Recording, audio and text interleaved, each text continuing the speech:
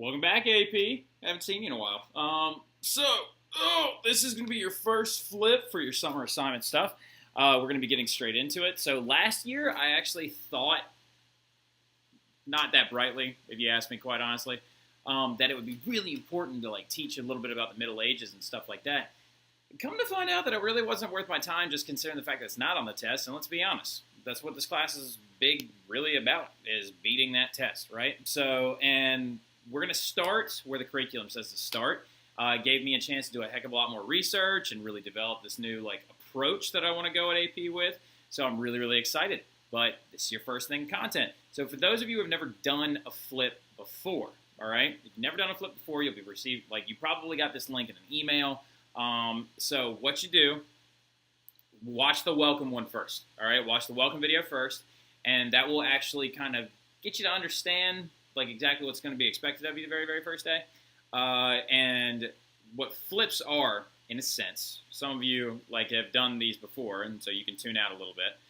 What flips are, though, is it's a way to give you direct instruction at home. All right. So what we do with flips, what my class is a little bit different on, is I like to review a lot in class and kind of expand on ideas that we might have just learned at home. Also, flips give me a chance to double down on instruction because we only have 40-minute classes. Weather during the winter time's rough, stuff like that. We have senior trip. We have spring break. This gives me a chance to get back some of that lost time. All right. So for those of you who have had me in class before, I like to talk about some random stuff sometimes. So this lets me kind of catch up on those things every now and again. Plus, it's the only really homework I give in the biggest sense. All right. So I do love to give these. I like making them, and it gives me a chance to kind of really push through content, and they have, in my past, have been proven to be very effective. So all you have to do, starting with this first one, flip number 1, all you got to do for my non-AP kids that I've never had before, never had you as freshmen, just take notes. That's it. All right. So really quickly, though, here's your warning. All right, for my AP kids particularly. If I can prove that you muted me on a flip, and what I mean by muting me is turning the sound off and then just passing through the video to try and find where slides pop up or whatever. If I find out or see that you've been muting me, and I do this is fair warning, I do this a lot. Sometimes I'll say something that's not on a slide. I'll be like, hey, write this down real quick. It's actually happening in this flip, proving a point, all right? So if I see that you didn't write that stuff down, and I know for a fact that you're muting me or whatever, then I'm going to give you a 70 on the flip out the gate because you're obviously not trying to do the work. And you don't belong in an AP class if you're not going to do the work simply because it's advanced placement. You're here for a reason, right? So make sure you're doing that. Don't mute me or else you will feel the wrath, all right? So also, it's just I took the time to make it, so just listen to it, all right? So anyway, but let's get after it, all right? So what we're getting into with this first flip is we're talking about kind of the establishment of the Renaissance era in Europe, even though, ironically enough, a lot of revisionist historians today argue that this may have not even been a thing, all right? So some people argue that the Renaissance wasn't even a thing. The term was actually coined by a guy named Vasari, who actually did one of the very first chronicled histories of the painters and thinkers of the Renaissance era. He was the one that called it a renaissance, a rebirth of these new ideas. But what we know it as more than anything else is kind of a huge cultural trend of the reemergence of art, thinking, and a desire for individualism and maybe secularism, right? So we'll get into that stuff with the fourth flip, but let's get into the first half of the lead up today, and then I'll probably post another one tomorrow, maybe another one the day after. We'll see how it goes, all right? So, and we'll have a lot of stuff to talk about the very first day of class, but this is very important, so take good notes, all right? And you don't have to copy everything word for word. Take it in your own sense. So this is what Europe looked like around the era of 1450, all right? So right around 1450 when we consider the Renaissance to have begun, which ironically enough, looking at the Renaissance is a lot like talking about generations, right? Raise your hand if you've been called a millennial before.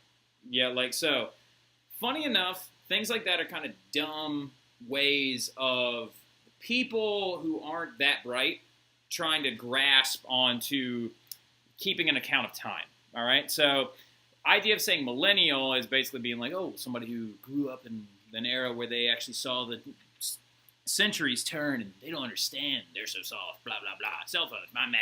So anyway, so So as you can tell, like but there's no start-stop point, and everybody argues about it, right? So there is no start-stop point to the Renaissance either. The better thing to talk about with the Renaissance is asking what happened that made us turn away from straight-up church-based papal supremacy, kind of the fall of Rome into that transitional period we know as the Middle Ages. How did we get from there to what we consider modern history? All right, so let's get into that right now. All right, so first and foremost, it's all about money, right? It's all about money, and a lot of it has to do with the growth of Italian commerce, finance, and banking. Okay, so huge spur forward in making money, making it easier, and also taking it out of the hands of people who traditionally held it. All right, so getting into it though, let's talk about Middle Age money. Speaking of that traditional holding of money, where did money sit in the Middle Ages? Well, money was made through about 3 different things: taxation, land holdings, right? It's like, which is sometimes called like equity or like real estate equity, and trade. All right. Now, out of these 3, the big 2 up front, put like, you can rank them real quick. All right. So write that down next to it. Rank them like 1, 2, 3. Trade was actually not as big of a moneymaker at the time, mainly due to transportation issues, weather patterns, a lot of different stuff like that, except for the Middle Age warming period. But don't get me started on that. Now, anyway, so capital, this is also the birth of capital. Write that down somewhere. Right, like over here, whatever, like a little star around it or something like that. Birth or capitalism in its infancy. Write that down. All right, that's huge. Okay, so capitalism in its infancy. Because the idea of capitalism is taking your monetary gains and then reinvesting it, right? So what was happening with a lot of different things, like speaking of taxation, mainly done through the governments, through the kings of these like small landholding nation states or burgeoning nation states, right? France wasn't even really a thing yet, but they still had a king at the time. You know what I mean? So taxation, basically to try and protect the nobles and keep them from fighting with one another. Taxation was then reinvested into creating things like larger armies, professional armies, trying to figure out ways to, if there was a natural catastrophe, to be able to avoid it. So land holdings was mainly how the nobles made their money and how they kept money inside their families. Trade, on the other hand, again, still very, very young at the time. But the gap in the Middle Ages between the wealthy and the poor began to grow rapidly. Like very, very rapidly. So, speaking of that, then you had the rise of these things called guilds, all right? Guilds. Now, what a guild is, okay, I'm going to leave it here for like 2 seconds, or you can pause it really, really fast. You can write that title down. But you have the rise of guilds during the High Middle Ages, right? For those of you who don't know, the Middle Ages is broken down into 3 periods, right? It goes early Middle Ages, which is about from the fall of Rome, which is 476, to about 1000, right? 1000 AD. And then it goes from about 1000 AD to about 1250, 1200 for the High Middle Ages. It's about a 250-year period of progress. And then it goes to the Late Middle Ages, which is actually a period of disaster. And it went from about 1250 to about 1450. All right? So anyway, now, thing about it is many serfs, okay, once they're breaking this like land contract, and just so you know, if you don't know up front, a serf is a person who is bound to the land by a contract. So if a noble wanted you, a peasant, to work there, let's say hypothetically I'm a noble, right? The Terry family owns a huge piece of land in what is now Philadelphia. It's not Europe, but you understand what I'm saying. So you would actually agree to work for me, and I don't pay you, but I offer you with lodgings and protection, okay? So as time goes on, some of these serfs and some of these peasants are actually beginning to break away after their contracts are actually spent up. And they're beginning to apprentice under skilled workers and craftsmen. And they're starting to form large things called guilds to create independent wealth. Now, again, you could say this is a part of that baby capitalism idea, creating a product, right? And having a product that is competitively better than the other people that are around you. So a guild, what it is a group of professionals, all right? Skilled workers that unite to try and protect and set prices of a product to avoid unjust taxation and fines. So this could be considered, honestly, like your very first workers' unions in a way, right? Because a lot of time early on, these guilds were based off 2 main types, all right? We had 2 main types of guilds. Anybody want to take a guess at what they think they are? Anybody? Good job, Jules Bear. That's right. Merchant and craft guilds, right? Those are the 2 big ones. So merchant guilds in particular were very, man, I just answered my own question. So out of these 2, which one do you think is going to grow the fastest in wealth? Merchant guilds, right? Merchant guilds are your traders, right? So put next to, not trader like Benedict Arnold, but trader as in like trading items, okay? Trader, not Taraitor, right? I think it's spelling. So craft guilds are another thing, though. There were carters guilds, there were cobblers guilds. One of the biggest ones out of all of them was textile guilds. So wool merchants and cloth guilds. But getting into it, though, however, almost all of the wealth during the High Middle Ages and the rise of these guilds still resided with kings, feudal lords, and the church. All right, so you have a small middle class trying to break forward, doing its best to try and create itself. The issue is that your wealth is still stagnated in places like the church, in places like your government, in places like your feudal lordship, right? So anyway, getting after it. How merchants are going to make their money, though, up front, even though some of this money is stagnant, it's slowly growing, all right? Well, merchants, how they're making their money at the time and actually growing wealth, mainly in import-export businesses, right? So what are they shipping? At the time, they were shipping things which would be considered luxury items, particularly non-perishables, right? So what they considered luxury anyway. And your big luxury items at the time were things like, things like spices, all right, coming mainly from India, then silk, so oriental cloth, porcelain, I don't know why, but it's a big one, and tea as well, all right? So fun fact, I don't know if you know this, but tea actually was like wildly, hold on, I gotta do the research on this again, but tea was not as popular actually as coffee was at the time. So things like tea, though, luxury items, coffee was the poor man's drink for a very long time. So anyway, now going forward, though, those are the three big luxury items. Make sure you write those down.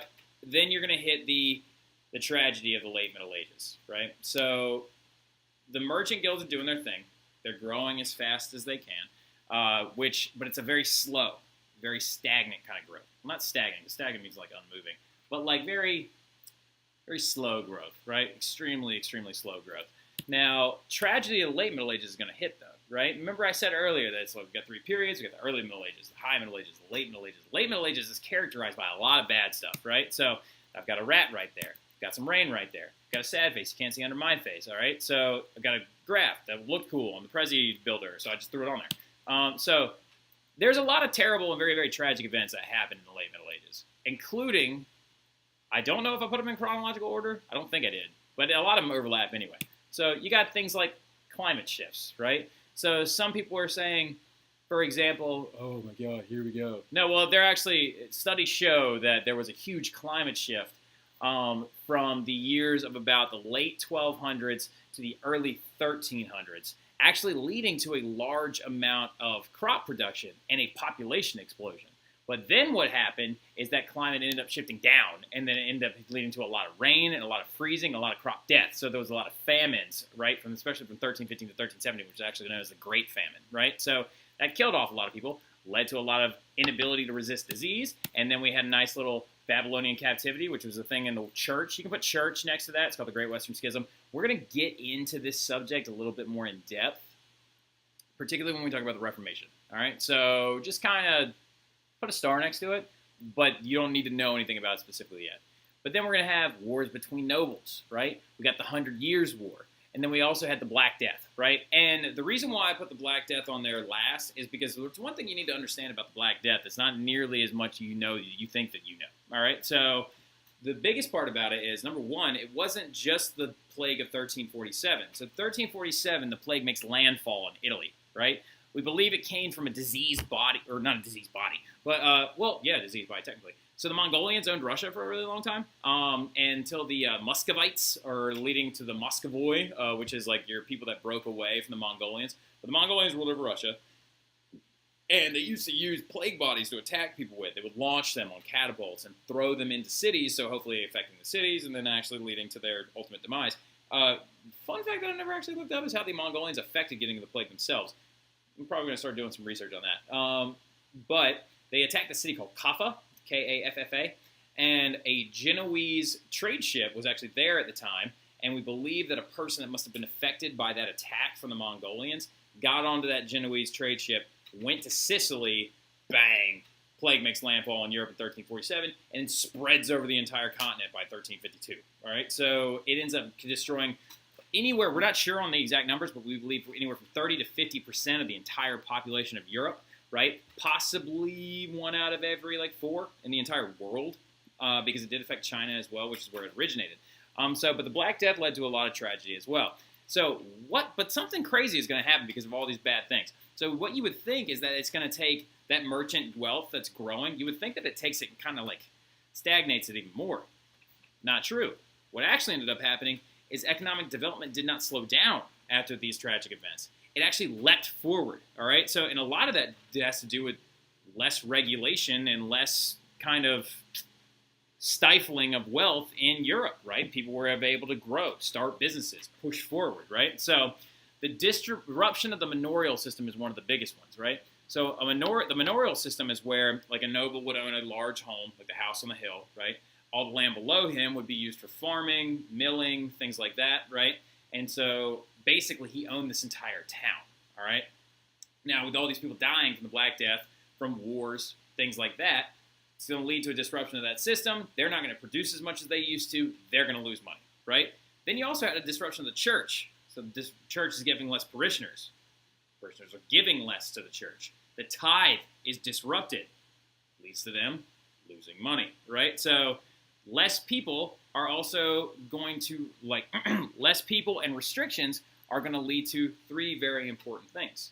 Smaller markets, which means, for example, if I'm a merchant, Lucas Ravana was a merchant too, but he died in the plague, so he's dead. So I don't have to compete with him anymore. So my market is smaller, so I can actually charge more for my product, right? So keener competition also, because now that me and only a few guys are left, I've got to try my best to be better at producing than that guy over there, right? We got Michaela over there in the corner, she's a wool merchant, and then Dion is a wool merchant as well. There's only 2 of them left, so they really got to compete with one another to make a better product. So if you got keener competition, you got better products, you got more money coming in for a better based product. So keener competition.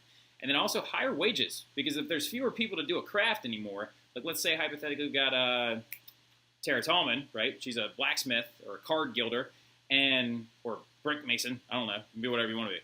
So if she is one of the only ones left in her area, she can actually charge more for her services, right? So ironically enough, everybody's making more money. That's a part of this new growing middle class, right? This bourgeois class. So with that, new trade routes and new ships are going to be able to be created. Multi-level trade systems with sedentary merchants and resident agents is actually going to be a very, very big thing. So some of these merchant guilds are going to combine with each other and create a different style of trade. Instead of you being a guy that owns a ship and just traveling somewhere to drop your wares, maybe you stay here and then you send somebody that you merged with to go on that trade route, and then you have a reserve agent on the other end. Let's say hypothetically I'm a merchant from Italy, but I got to ship something to Norway. Well, I'm going to tell one of my merchant owners of a ship to go, and then I have a resident agent that lives all the way in Norway that's going to report back to me when my goods get there. So you're talking about large corporations in a way that are actually growing, right? So the Commenda system was a big one too. This was a really, really cool one. That's a part of this whole middleman thing, right? So the growth of the middleman began to create itself. So let's say hypothetically I didn't own a boat, but I wanted to be a merchant all the same. I could have a shipping company, and then I pay a third of the product's worth to the guy who owns the boat and the guy who, in the boat itself, and he ships it. He, receives a third of the take. I keep a third. My resident agent keeps a third, or I could possibly keep 2/3 if I own the entire company. So the Commenda system, which is your middleman. Family firms like the Medici and the Sforza are going to begin to pop up, and also warehouse inventory was huge. Warehouse inventory had particularly to do with non-perishable items. These luxury items didn't go bad very quickly, so they could hold on to them and affect market prices on their own, kind of manipulating the stock, if you will. So the stock market didn't exist yet. It was actually invented by the Dutch in the 1600s. So also the rise of new financial techniques. Some accountants, I don't know if any of y'all got parents that are accountants, swear up and down that accountants created the modern Western world because of this thing called double entry bookkeeping. So double entry bookkeeping is credits, write it down because I didn't write it on here, credits and debits, all right? A credit is something that he owes, I think it's a Latin origin word, and then a debit is he trusts, as in, I trust that you were going to give me this money, all right? So a credit and a debit he owes, he trusts, right? And actually, fun fact about double entry bookkeeping, it's actually the origin of the phrase Black Friday, all right? So when you're doing double entry bookkeeping, especially for accountants, everything in red is a negative, that's a credit, all right? So that's money you've lost. And then everything in black is a positive, it's money you've gained, okay? So the phrase comes from Black Friday because that night after Thanksgiving, Christmas shopping, right? A lot of these companies and a lot of these stores are actually in the hole before that holiday starts. So there you go, Black Friday, because they're making tons of money, all right? So credit and loans is going to be a big thing as well. You know what those are. Bills of exchange. This is a really cool thing. It's a receipt. A bill of exchange is a receipt. It's proof that I actually bought this product, right? So, and then money lenders with interest. The rise of banks, which is actually a very, very, very, very, very, very, very, very, very big, very important thing, okay? So we're going to stop there, all right? We're going to stop there, and I'm going to bump into your next one tomorrow, all right? And we're going to talk about the Renaissance papacy in its early form. Yeah, there's some Renaissance politics. We're going to talk about the fragmentation of Italy, yeah? And then we're going to get into the birth of some of these northern Italian city-states, all right? So it's been a pleasure, all right? So I will see you guys tomorrow. I hope you enjoy yourselves. We will talk more on this stuff then, and yeah, looking forward to this year, you guys. So super excited to meet all of you again, and see you guys soon.